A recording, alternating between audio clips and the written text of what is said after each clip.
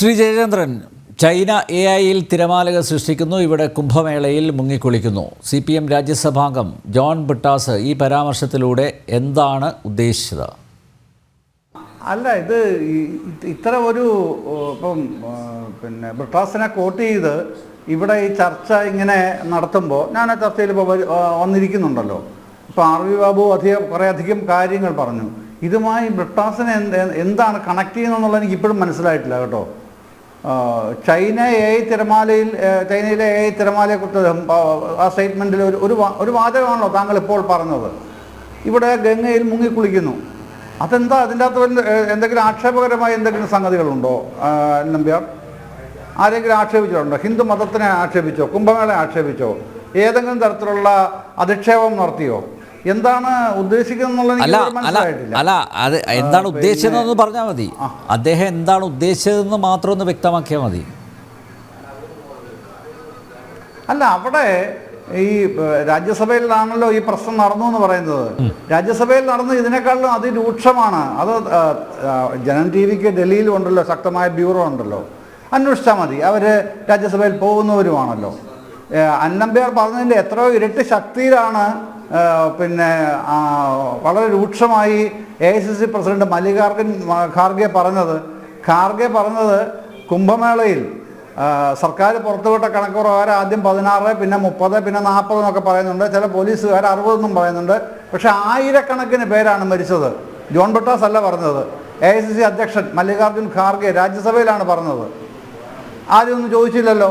Shri RV Babu, എന്താണ് ഇതിൽ അധിക്ഷേപകരമായിട്ടുള്ള പരാമർശം എന്നാണ് ജയചന്ദ്രൻ ചോദിച്ചിരിക്കുന്നത്. എനിക്ക് തോന്നുന്നു അദ്ദേഹത്തിന് മനസ്സിലാവാത്തത് കൊണ്ടല്ല, പക്ഷേ ഇങ്ങനെ പറയാൻ പറ്റൂ.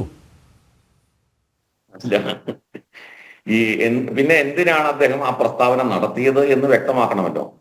ഇപ്പൊ ഇവിടെ ഈ കുംഭമേളയിൽ മുങ്ങിക്കുളിക്കുന്നു എന്ന് ഉള്ള ആ പ്രസ്താവന അധിക്ഷേപകരമല്ല, ഞാൻ അങ്ങനെ അധിക്ഷേപിക്കാൻ വേണ്ടിയല്ല എന്ന് വ്യക്തമാക്കേണ്ടത് ജോൺ ബ്രിട്ടാസ് ആണ്. പിന്നെ എന്തിനാണ് ആ പ്രസ്താവന ഇങ്ങനെ ഒരു താരതമ്യം നടത്തിയത്? അരിയാഹാരം കഴിക്കുന്ന എല്ലാവർക്കും അത് മനസ്സിലാവുമല്ലോ. അത് ജയേന്ദ്രൻ സാറിന് മനസ്സിലാവാത്തതല്ല.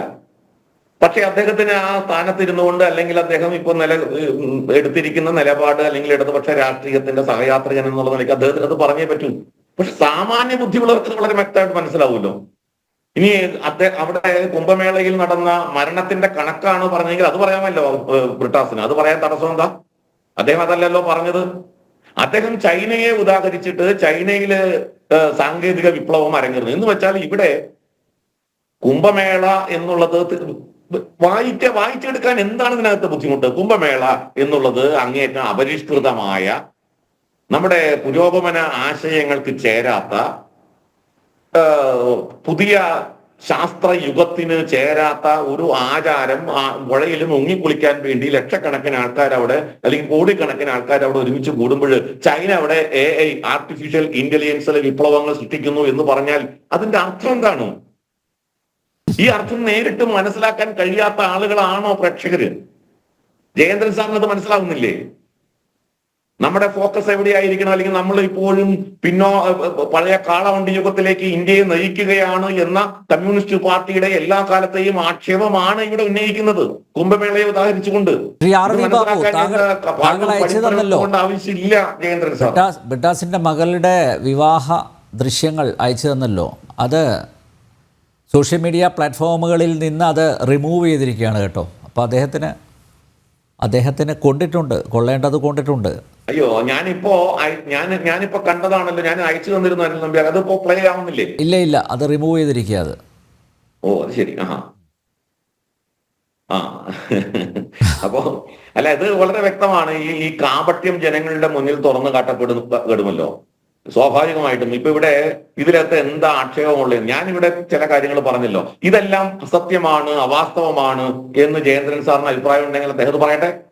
ഞാൻ ഉന്നയിച്ച കാര്യങ്ങളിൽ അവാസ്തവമുണ്ട്, അല്ലെങ്കിൽ ഇത് അങ്ങനെ ഒരു വായനയല്ല അതിന് വേണ്ടത്, വേറൊരു വായനയാണ് അതിനകത്ത് വേണ്ടത് എന്നുണ്ടെങ്കിൽ പ്രത്യയശാസ്ത്രപരമായി കമ്മ്യൂണിസ്റ്റ് പാർട്ടി മുന്നോട്ട് വയ്ക്കുന്ന ആ വായന എന്താണ്?